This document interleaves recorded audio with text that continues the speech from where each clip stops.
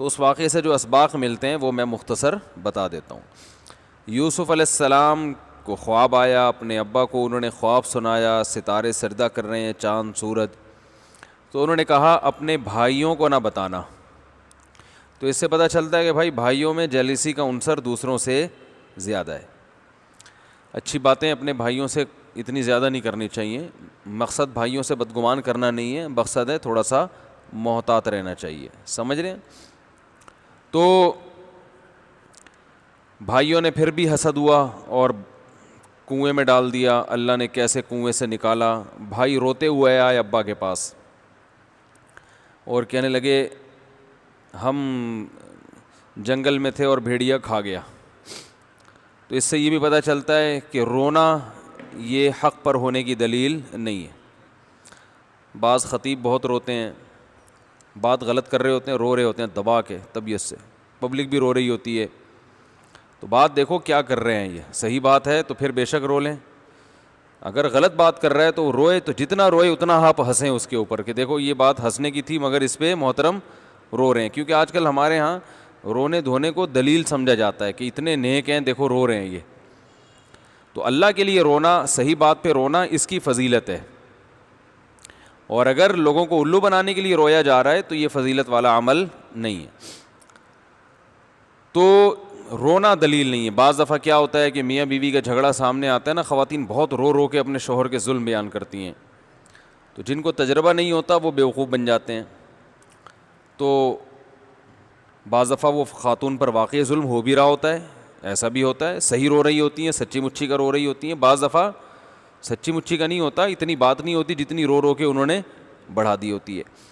تو مقصد یہ نہیں کہ ظلم نہیں ہوتا, مقصد یہ کہ صرف رونا دلیل نہیں ہے. آپ انکوائری کریں, تہ تک پہنچیں, اندازہ لگائیں غلطی کس کی ہے. تو بچے کے دیکھیں نا, بچہ جب کوئی چیز مانگتا ہے نہیں دیتے تو دلیل تو ہوتی نہیں اس کے پاس, تو طبیعت سے روتا ہے چیخ چیخ کے. تو اس کو پتہ ہے کہ میں دلائل سے بات سمجھاؤں گا تو سمجھ میں نہیں آئے گی, رو رو کے مطالبہ منوا لو. تو یہ ہوتا ہے حساب کتاب. تو ایسا رونا اللہ کے سامنے رو تو اچھا ہے, پبلک کے سامنے یہ زیادہ جو ہے نا, یہ اس میں گڑبڑ بھی ہو سکتی ہے انسان. تو یوسف علیہ السلام کے بھائی رو رو کے آئے, انہوں نے کہا میں کیا کر سکتا ہوں بھائی, بچوں کا کیا بگاڑتے. وہ صبر کیا یعقوب علیہ السلام نے. پھر یوسف علیہ السلام محل میں چلے گئے, فروخت ہوتے ہوتے وہاں پر پھر بادشاہ کی بیوی آپ پہ عاشق ہو گئی, برائی کی کوشش کی مگر آپ برائی میں سے بچ نکلے. الٹا آپ ہی پر الزام ڈال دیا گیا, جیل میں چلے گئے, صبر کرتے رہے وہاں پہ. پھر بالآخر خواب کی تعبیر بتائی, صحیح نکلی, بادشاہ نے آپ کو بلایا جیل سے. تو آپ بادشاہ کے دربار میں پہنچے. بادشاہ نے کہا آج آپ کو ہمارے ہاں بہترین ٹھکانہ ملے گا. یوسف علیہ السلام نے اس کو قبول کیا, بادشاہ کی پیشکش کو. مزید ایک پیشکش اور بھی کر دی کہ مجھے وزیر خزانہ بنا دیں. تو اس سے بھی پتہ چلتا ہے کہ آج جو بعض علماء پہ درباری مولوی کے فتوے لگا کے لوگ ان کو بدنام کرتے ہیں, یہ غلط ہے. درباری مولوی وہ ہوتے ہیں جو اپنے مفاد کے لیے بادشاہوں سے اور صدر اور وزیر اعظم سے ملیں, اور اگر کوئی اللہ کے لیے مل رہا ہے تو وہ درباری نہیں ہے بلکہ وہ پیغمبر کی سنت ہے. مجھے لوگ حدیثیں بھیجتے ہیں کہ حدیث میں آتا ہے بدترین علماء وہ ہوں گے جو بادشاہوں سے ملیں گے. ایسی کوئی حدیث نہیں ہے. خود نبی صلی اللہ علیہ وسلم بادشاہوں سے آپ نے خطوط بھیجے اور سرداروں سے جا کے ملے ہیں. تو ہمیشہ سے ہر دور میں علماء بادشاہوں سے ملتے بھی رہے ہیں, کیونکہ اگر ان کو چھوڑ دیا جائے گا تو ان کی اصلاح کون کرے گا. تو یوسف علیہ السلام کو جب بادشاہ نے بلایا تو یہ نہیں کہا کہ میں درباری مولوی تھوڑی ہوں, بس مجھے رہائی مل گئی, مجھے دو, میں جا رہا ہوں, میں جاؤں گا جنگل میں جا کے اللہ کروں گا لوگوں میں. تم اور بادشاہ بھی کافر غیر مسلم, تو کہتے میں تو اللہ کا پیغمبر ہوں, توحید پرست ہوں, میں تمہاری آفر کو قبول کیوں کروں, میں دربار میں کیوں آؤں بھائی, تم نے کیا, بس مجھے رہائی مل گئی نا, میں جا رہا ہوں. گئے دربار میں, بھائی بادشاہ ہے, اس سے بنا کے رکھو گے تو بات بنی رہے گی, بہت سارے کام ہو جائیں گے. تو بادشاہ کے پاس گئے ہیں عزت احترام کے ساتھ, بادشاہ نے بھی عزت سے بات کی, آپ نے بھی عزت سے بات کی, کیونکہ حدیث میں آتا ہے انزل الناس منازلہم, لوگوں کا جو مرتبہ ہے نا ان کو وہ مرتبہ آپ کو دینا پڑے گا. کوئی غیر مسلم بھی ہے اگر وہ کسی عہدے پر ہے تو تمیز سے بات کرنی پڑے گی, یہ دنیا کا اصول ہے. تو شریعت کیونکہ دین فطرت ہے, شریعت نے بھی یہ کہا ہے کہ دنیا میں اس اصول کو تم نے فالو, بولو بھائی, کرنا ہے. تو حضرت انہوں نے کہا کہ آپ کو ہمارے ہاں انک الیوم لدینا مکین امین ٹھکانہ ملے گا. تو یوسف علیہ السلام نے کہا اجعلنی علی خزائن الارض, وزیر خزانہ بنا دیں. تو عہدے کا مطالبہ کرنا بھی جائز ہے اگر اپنی ذات پیش نظر نہ ہو, قوم کی خدمت. آپ کو پتہ ہے کہ نااہل لوگ چلے جائیں گے تو ہم ترقی کر کے چلے جائیں تو اچھا نہیں ہے کیا؟ جی سمجھ میں نہیں آ رہی بات یار, 1 گھنٹے سے سمجھا رہے ہیں. تو اس لیے انہوں نے باقاعدہ وزارت کا عہدہ قبول کیا. اگر یوسف علیہ السلام یہ عہدہ قبول نہ کرتے تو جب مصر میں قحط پڑا تو اپنا بھی بیڑا غرق ہوتا اس قوم کا, اور باقی دنیا بھی قحط سے مر جاتی. تو ایک مینجمنٹ آتی تھی ان کو. یہ بھی پتہ چلا کہ بھئی عہدہ بھی قبول کیا جا سکتا ہے, اور دنیاوی علم کی اہمیت کا بھی پتہ چلا. یوسف علیہ السلام نے بادشاہ سے جو عہدہ مانگا کہ مجھے وزیر خزانہ بنا دیں, تو دلیل یہ نہیں تھی کہ میں اللہ کا سچا پیغمبر ہوں, میں نیک ہوں, میں نے تمہاری بیوی کے ساتھ خیانت نہیں کی. کتنے نیکی کے واقعات ہیں نا, یہ دلیل کے طور پہ پیش نہیں کیے, کیونکہ ان سب چیزوں کا وزیر خزانہ ہونے سے کوئی تعلق, بولو بھائی, نہیں ہے. بلکہ کہا انی حفیظ علیم, میں خزانے کا محافظ بھی ہوں, خیانت نہیں کروں گا. دوسرا علم بھی رکھتا ہوں کہ خزانوں کو کیسے تقسیم کیا جاتا ہے. اکنامکس کا علم ہے میرے پاس, معیشت کا علم ہے, اکنامکلی ایک ریاست کو اسٹرانگ کیسے کیا جاتا ہے یہ فارمولے مجھے معلوم ہیں. کہاں سے معلوم ہے؟ گاڈ گفٹڈ, لیکن ہیں. تو پتہ یہ چلا میرے بھائی, حکومت چلانے کے لیے, دنیا کے سسٹم کو چلانے کے لیے نماز روزہ بھی بہت ضروری ہے, مگر کافی نہیں ہے. اس لیے مسلمانوں کو سائنس اور ٹیکنالوجی کے میدان میں بھی ترقی کرنا اسی طرح ضروری ہے جیسے نماز پڑھنا, حافظ قرآن بننا, عالم بننا. بولتا کیوں نہیں بھائی؟ ضروری ہے. دونوں چیزیں ضروری ہیں. تو بعض لوگ اس طرف لڑکتے ہیں, اس کا انکار کرتے ہیں, بعض ادھر جاتے ہیں, ادھر کا انکار. بعض لوگ اس طرف چلے جاتے ہیں بس سائنس ٹیکنالوجی ہی ہے, مولوی بننے کی کیا ضرورت ہے. تو سائنس اور ٹیکنالوجی سے تم ترقی تو کر لو گے مگر انسان نہیں بنو گے. تمہیں کیا پتہ چلے گا تہذیب کیا ہوتی ہے, نکاح کس سے حلال ہے کس سے حرام ہے. گوروں کے پاس مولوی ٹائپ کی چیزیں نہیں ہوتی, تبھی زنا کرتے ہیں, نکاح نہیں کرتے, اور ہومو سیکس کو بھی پروموٹ کر رہے ہیں. ابا اماں کو جمع کرا دیا اولڈ ہوم میں, کیونکہ مولانا, کبھی سنا مولانا کلنٹن صاحب تشریف لائے ہیں, یعنی ان کے جو بھی کلنٹن ہوں گے. وجہ کیا ہے کہ ہمارے یہاں ہوتے ہیں, آپ ابا کو اولڈ ہوم میں جمع کراؤ گے, مولوی صاحب جمعے میں بیان کر دیں گے آپ کے خلاف, جہنم میں جائے گا. ہوگا کہ نہیں ہوگا؟ تو حقوق تو اس مذہب بیان کرتا ہے کیونکہ اللہ کا قانون ہے نا. تو اس لیے دونوں چیزیں ضروری ہیں. ایک صاحب نے مجھے پوچھا کہ علماء نہ ہو تو کیا ہے, میں نے کہا علماء نہ ہو نا تو آپ بوڑھے ہوتے ہی اولڈ ہوم میں جمع ہو جاؤ گے. شکر ادا کرو علماء ہے جو والدین کی حقوق بیان کرتے ہیں, بیوی بچوں کے حقوق بیان کرتے ہیں, بد نظری کو برا قرار دیتے ہیں. انگریزوں کے ہاں کسی عورت کو بری نیت سے دیکھنا برا عمل نہیں ہے, لہذا شادی کر کے بھی دیکھ لو, کوئی مسئلہ نہیں ہے. تو ان کی بیویاں ترس جاتی ہیں وفا کو, اور تو وہاں سب چل رہا ہے مارکیٹ میں. ابھی کیا میں تفصیل بیان کروں. نشہ بہت زیادہ ہے اس معاشرے میں, کیونکہ نشے کو حرام کہنے والا کوئی نہیں ہے. اور آپ کہہ سکتے ہیں کہ وہ تو لیگل ہے وہاں پہ, بھائی لیگل اس لیے ہے کہ سب پیتے ہیں. تو اسمبلی میں جتنے لوگ بیٹھے ہوئے ہیں زیادہ تر پیتے ہیں, تو وہ شراب کو حرام کر ہی نہیں سکتے, اس لیے لیگل ہے. ہمارے ہاں کیا ہے کہ بھائی قانون تو اللہ نے پہلے بنا دیا, اب آپ پیتے ہو نہیں پیتے ہو وہ اللہ کا قانون ہے, مذہب نے آپ کو اجازت نہیں دی ہے. تو اللہ جب آ گیا تو پھر کیا رہ گیا. تو ہمارے ہاں من حیث القوم برائی کا ریشو وہاں سے کم ہے. میں لوگوں سے ایک بات کہتا ہوں کہ اگر ہمارے ہاں جو برائی بھی ہے نا تو ہمارے حکمرانوں کے نااہل ہونے کی وجہ سے ہے, اور ان کے ہاں جو اچھائی ہے وہ سسٹم کی مضبوطی کی وجہ سے ہے. اس لیے میں لوگوں سے کہتا ہوں ان کے حکمران ہمیں دے دو چند دن کے لیے, تو ہم ان سے اچھے ہو جائیں گے اس قوم سے, اور ہمارے والے 1 ہفتے کے لیے ان کو دے دو, آج جتنے بدتر ہم ہیں نا وہ 6 گنا زیادہ بدتر ہو جائیں گے. نہیں آ رہی سمجھ میں؟ یہ بہت اہم ٹائٹ خاندانی بات کی ہے میں نے. ان کے حکمران 1 مہینے کے لیے ادھار دے دو ہمیں, تو ہم جس کنڈیشن میں آ جائیں اس سے 10 گنا اچھے ہو جائیں گے. اور ہمارے والے حکمران 1 ہفتے کے لیے ان کو دے دو, پھر دیکھو ان کا کیسا بیڑا غرق ہوتا ہے. ہم اس ٹائپ کے حکمرانوں کو رکھ کر بھی اتنے اچھے اسٹائل میں چل رہے ہیں. تو یہ ہمارے مذہب کی خوبی ہے, یہ قانون کی خوبی نہیں ہے. قانون تو ہے ہی نہیں ہمارے ہاں, تو یہ جو کچھ اچھائی ہیں یہ لوگوں کی مذہب کی وجہ سے ہیں یہ. اور ہمارے لبرل لوگ اسی مذہب کو ختم کرنا چاہتے ہیں تاکہ تھوڑی بہت اچھائی مارکیٹ میں رہ گئی ہے وہ بھی کیا ہو جائے, ختم ہو جائے. ہمارے یہاں لوگ ٹیکس نہیں دیتے, لیکن ویسے غریبوں کو بہت کھلا دیتے ہیں. تو ٹیکس کا مقصد بھی تو یہی ہوتا ہے نا, حکومت کی جیب میں جائے پھر غریبوں پہ خرچ ہو. دیکھو یورپ میں کیا ہو رہا ہے, کتنا ٹیکس. ابھی میں آسٹریلیا گیا, 43% ٹیکس لیا جا رہا ہے. 43% ٹیکس تنخواہ سے گورنمنٹ کاٹ رہی ہے, اور اولڈ ہوم میں غریبوں پہ اور اس جگہ بے روزگاروں کو کھلا رہی ہے. تو یہ کیا احسان ہو گیا بھائی, اپنی جیب سے تھوڑی دے رہی ہے. 43% کا مطلب تقریباً آدھی تنخواہ. یعنی ایک آدمی سے گن پوائنٹ پہ آدھی تنخواہ لے کے بے روزگاروں کو دے دینا, یہ کیا احسان ہے بھائی؟ وہ خود اپنی مرضی سے تھوڑی دے رہا ہے. تو یہ کوئی گورنمنٹ کا کمال تھوڑی ہے کہ وہاں لوگ کہتے ہیں یار بے روزگاروں کے الاؤنس, بوڑھوں کا اتنا خیال. گورنمنٹ کے پاس کون سا اپنا پیسہ ہوتا ہے؟ بوڑھوں کا جو اتنا خیال ہے وہ کیسے ہے؟ بیٹے سے آدھے تنخواہ لے لی اور اس کے ابا کو اولڈ ہوم میں جمع کرا کے اس کو کھلا دیا وہاں پہ. یہ بیٹا اپنے ابا پہ خود خرچ کرنے کے لیے بولو بھائی تیار نہیں. یہ گن پوائنٹ پہ آدھی تنخواہ دے رہا ہے.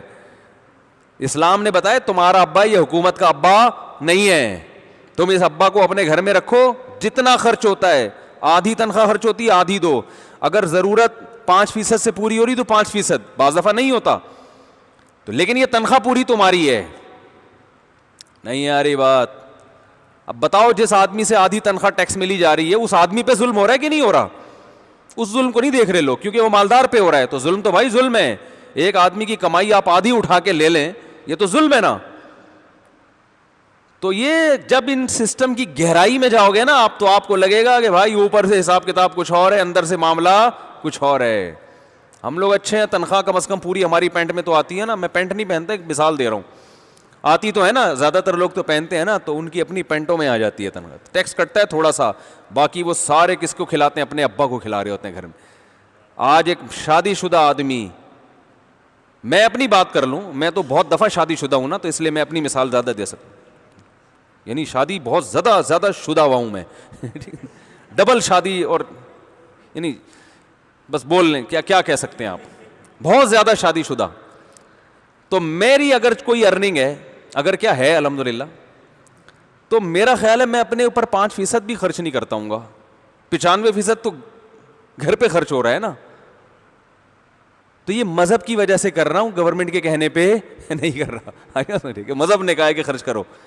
اب وہ خرچے جتنے بھی بڑھ جائیں, اب اگر میں کسی غیر مسلم ریاست میں ہوتا تو حکومت مجھ سے 50% ٹیکس لیتی اور بچوں کو کھلا رہی ہوتی یا بے روزگاروں کو کھلا رہی ہوتی. سمجھتے ہو کہ نہیں سمجھتے؟ تو یہ اچھا نہیں ہے. اسلام نے کہا کہ بھائی تم ان عورتوں سے نکاح کرو اور تم ان کو کھلاؤ, ان سے پیدا ہونے والی اولاد کو تم اپنی جیب سے کھلاؤ. اور اولاد تو کمبخت روزگار پہ بھی آ جائے نا, پھر بھی ابا سے پان گٹکے کے پیسے مانگتے ہی رہتے ہیں. یعنی بے روزگار ہونا بھی ضروری نہیں ہے, روزگار کے باوجود ابا کھلاتا ہی رہتا ہے ان کو. ابا جب کھلانا بند کرتے ہیں جب ابا ریٹائر ہوتا ہے اور پیسے ختم ہو جاتے ہیں, پھر اولاد ابا کو کھلاتی ہے. تو یہ خوبصورت نظام ہے بھائی. ہمارے لبرل لوگ جو ہے نا مغرب سے بڑے متاثر ہیں. وہ ہاتھی کے دانت دکھانے کے ہیں, کھانے کے نہیں ہیں. محبتیں ختم. جب آپ کی آدھی تنخواہ ٹیکس میں لے کر ابا کو اولڈ ہوم میں جب حکومت کھلائے گی تو ابا یہ نہیں سمجھیں گے میرا بچہ مجھے کھلا رہا ہے, ابا کہیں گے گورنمنٹ بہت اچھی ہے, بڑا خیال کرتی ہے. نہیں یاری بات؟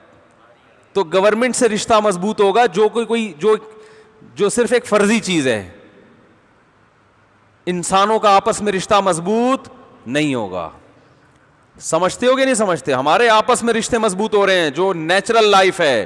گورنمنٹ کا کام تو محض ایک مینجمنٹ ہے, انتظام کے, کوئی کسی پہ ظلم نہ کرے. صرف گورنمنٹ کا یہ کام ہوتا ہے, ورنہ ہمیشہ اس کے برخلاف ہوتا تھا. آپس میں باتیں کر رہے ہیں, انسان کہاں گئے؟ اچھا بھائی وہ سوچ رہے ہوں گے اس دفعہ KMC والوں نے ہمیں مارنے کے بجائے انسانوں کو تو نہیں مار دیا. اچھا بھائی, یوسف علیہ السلام کو نے جو ہے نا باقاعدہ عہدہ مانگا بھی ہے, اور وجہ کیا ہے بھائی؟ اچھا میں یہ بتا رہا تھا, اس سے دنیا کے علم کی فضیلت بھی معلوم ہوتی ہے کہ دنیا کا علم بھی شریعت میں ضروری ہے. داؤد علیہ السلام کو اللہ نے لوہا پگھلانا سکھایا, جا کے جنگ ہوگی تو نماز بھی پڑھتے تھے اور زریں بنا کے لڑائیاں بھی کرتے تھے. تو اسباب اور وسائل کو بھی پورا اختیار کرنا چاہیے. تو نہ دین کے علم کی اہمیت کو کم کرنا چاہیے, نہ سائنس اور ٹیکنالوجی کی اہمیت کو. تو مسلمانوں کو دونوں رخ پہ کام کرنا ہے. مکھنچو بن کے زندگی نہیں گزارنی. اور دینداروں کی زیادہ ذمہ داری ہے کہ وہ اس دنیاوی علم میں آگے بڑھنے کی کوشش کریں. سمجھ رہے ہیں؟ تو یہ تو یوسف علیہ السلام کے واقعہ سے کچھ اسباق تھے, اور بہت سارے اسباق ہیں. اور اس میں یہ ہے کہ جب یوسف علیہ السلام کو رہائی ملی ہے اور پھر بالآخر یوسف علیہ السلام مصر کے بادشاہ بن گئے, پھر جب اپنے سارے رشتہ داروں کو مصر میں بلا لیا, تو اس سے پتہ چلتا ہے شہر کی زندگی گاؤں کی زندگی سے, بولو بھائی, اچھی. اپنے رشتہ داروں کو بولا ادھر آ جاؤ, تو سب اپنے ابا اور سارے رشتہ دار بھائی بہنیں اور سب لوگ 90 کے قریب افراد تھے جو مصر میں آ گئے. تو یہ شہر کی زندگی کی فضیلت ہے زیادہ. گاؤں میں بھی بہت سے فائدے ہوتے ہیں, مگر شہر میں انسان کی جو مینٹل اپروچ ہے نا وہ بہت بڑھ جاتی ہے, کیونکہ بہت زیادہ لوگوں سے واسطہ پڑتا ہے اس کا. سمجھتے ہیں کہ نہیں سمجھتے؟ پھر جی یوسف علیہ السلام کے واقعے میں اور ملتے ہیں, چونکہ ہم نے آج 2 پارے مکمل کرنے ہیں تو اس لیے میں ذرا اسپیڈ ماروں گا آج. اس کے بعد سورہ رعد ہے. سورہ رعد میں اللہ تعالیٰ نے اپنے قدرت کے دلائل بیان کیے کہ کیسے اللہ تعالیٰ نے جو ہے نا آسمان کو بنایا بغیر ستون کے, مد الارض زمین کو پھیلا دیا اور ہر طرح کے پھل اس میں پیدا کر دیے. اور کیا ہے, سنوان وغیر سنوان یسقى بماء واحد, ایک پانی ہے انگور کو پودے کو بھی وہی, انگور کی بیل کو, انار کو بھی وہی, کھجور کو بھی وہی, ایک پانی, ایک کھاد, ایک مٹی, لیکن پھل کیسے مختلف قسم کے پیدا ہو رہے ہیں, ان کے ذائقے مختلف, ان کے رنگ مختلف. یہ ساری اللہ کی قدرت کی دلیلیں ہیں. اس میں اللہ نے بھی فرمایا ان اللہ لا یغیر ما بقوم حتی یغیروا ما بانفسہم, اللہ اس قوم کی حالت اس وقت تک نہیں بدلتا جب تک وہ اپنی حالت خود نہ تبدیل کر لے. تو اس سے پتہ چلتا ہے دعا مانگنا بھی ضروری ہے, اسباب اختیار کرنا بھی ضروری. خود کوشش کرو گے تو ہوگا, ورنہ بیٹھے رہو آرام سے. وظیفے پڑھنے سے نہیں ہوتا. ایک خاتون نے کہا میرا میاں ایسا, میرا میاں ویسا, میرا میاں یوں, میرا میاں یوں. میں نے کہا اگر آپ سچ بول رہی ہیں تو اس میاں سے پہلی فرصت میں علیحدگی اختیار کر لو. اتنا ظالم آدمی, سال سال کا خرچہ نہیں دے رہا اور گھر میں نہیں رکھتا, اپنے اماں کے گھر ہی بیگم کو رکھا ہوا ہے, وہ وہیں رہو. تو پھر کیا کرنا ہے بھائی, اور حالانکہ کما بھی رہے. تو انہوں نے کہا نہیں مجھے کوئی وظیفہ بتا دیں تاکہ ٹھیک ہو جائے. میں نے کہا ٹھیک ہے, چند سال ضائع کیے تو 2-4 سال وظیفوں میں اور ضائع کریں, جب بڈھی ہو جاؤ گی تو پھر ویسے ہی کوئی طلاق کے بعد بھی کوئی شادی نہیں کرے گا. اسی طرح اب ایسا نہ ہو کہ خواتین بلا وجہ اپنے میاؤں کو چھوٹی چھوٹی باتوں پہ کھلا لینا شروع کر دیں, وہ غلط ہے. لیکن ہر چیز کو گراؤنڈ ریئلٹی دیکھ کے فیصلہ کیا کریں. مہلت تجربہ بھی ایک حد تک ہوتا ہے. ماں باپ بڑا ظلم کرتے ہیں, مار رہا ہے, پیٹ رہا ہے داماد, ہر طرح کا ظلم کر رہا ہے, لیکن بس نہیں جی وہ دعا کر رہے ہیں ٹھیک ہو جائے گا. دعائیں کرتے رہیں, لیکن فیصلے جو کرنے ہیں, کسی چرسی کا رشتہ آیا کرے تو قبول کر لیا کریں, اس امید پر کہ بھائی چرسی ہے, ہم دعا کریں گے شادی کے بعد ٹھیک ہو جائے گا. تو دیتے ہیں کوئی رشتہ ایسے, ہیروئنچی ہے, وہ پائپ کے نیچے بیٹھ کے ہیروئن پیتا ہے, تو آپ نے رشتہ اس لیے دے دیا. وہ خود حیران ہو رہا ہے مجھے کیوں رشتہ دے دیا. بھائی آپ کو اس لیے دے دیا کہ شادی ہو جائے گی تو ہم دعا مانگیں گے, انشاءاللہ 27ویں رات میں دعا ہماری قبول ہوگی اور آپ ہیروئن پینا چھوڑ دیں.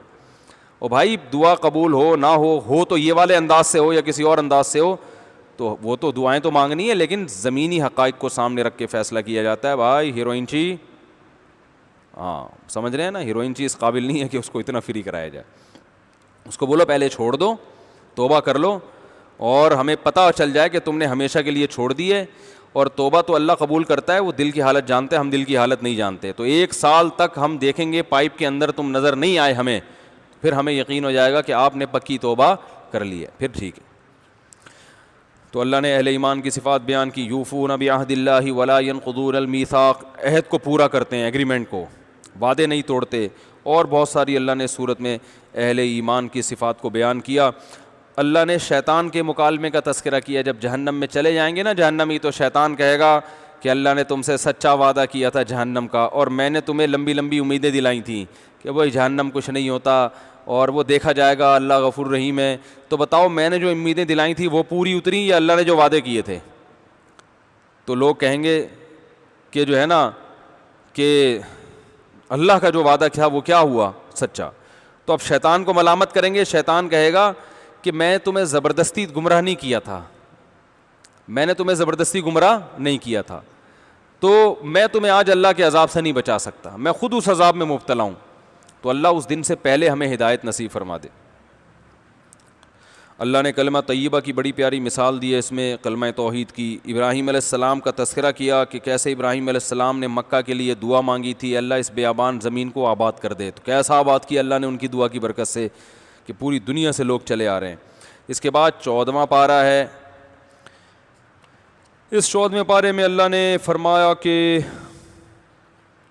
یہ جو اللہ کے نافرمان خوب عیش و عشرت کی زندگی گزار رہے ہیں، ان کی عیش کو دیکھ کر متاثر نہ ہو۔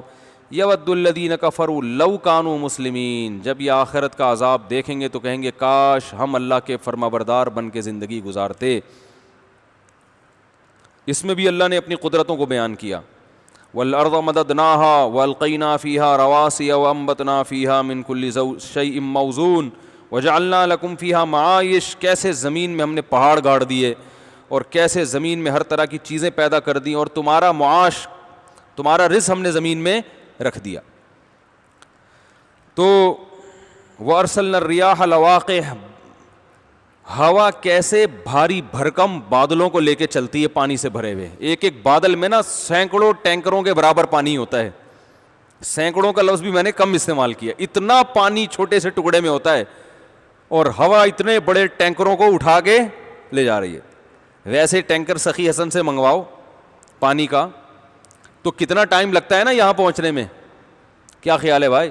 اللہ بارش کے ذریعے ایسے لاکھوں گیلن کروڑوں گیلن پانی ہواؤں میں، ہوا کو کہتا ہے، یہ ہوا کو ویسے بولو یہ ٹینکر اڑا کے لائے گی، لیکن یہی ہوا سمندر سے اتنا پانی اٹھا کے اللہ کی قدرت کی دلیل بنتی ہے، جاؤ لے جا کے برساؤ پانی، اور دنا دن بارش ہوتی ہے، زمین میں پانی جاتا ہے، پیداوار اگتی ہے۔ اللہ فرماتے ہیں یہ اس کی قدرتیں ہیں، یہ آٹومیٹیکلی خود بخود نہیں ہو رہا۔